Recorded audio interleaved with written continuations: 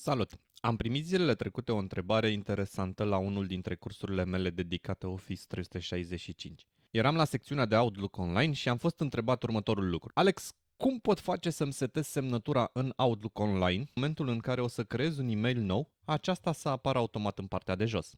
La fel cum se întâmplă în aplicația de sine stătătoare Outlook. Consider că este un subiect care te-ar putea interesa și pe tine, prin urmare o să-ți prezint pas cu pas în momentele ce urmează cum se face. Suntem pe un cont Office 365, avem deschis Outlook Online, iar în partea dreaptă sus avem o mică roată dințată.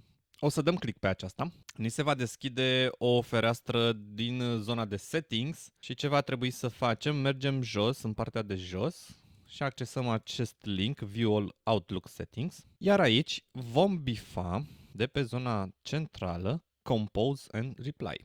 Ajungem într-o fereastră nouă, fereastră în care putem să edităm semnătura noastră, la fel cum se întâmpla în Outlook-ul clasic, în aplicația desktop.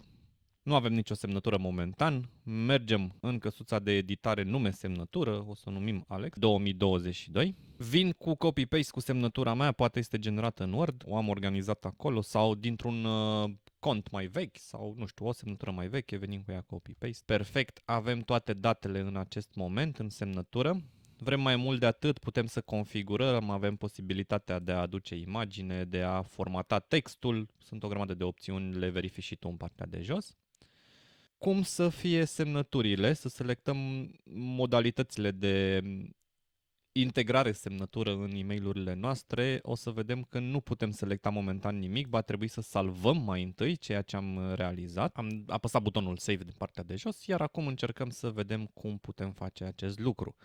Vrem să selectăm semnături implicite pentru mesajele noi, da, vom face acest lucru și avem nevoie poate și de semnături pentru răspunsuri redirecționări. Am selectat semnătura creată. Verifică și tu, în partea de jos mai ai și alte opțiuni. După ce am finalizat toate aceste lucruri, o să dăm save și vreau să văd dacă funcționează. Închid New Message. Da, funcționează, pot să creez mail nou și în acest moment îmi apare semnătura automat în partea de jos. Nu mai sunt nevoit să vin cu această informație copy-paste.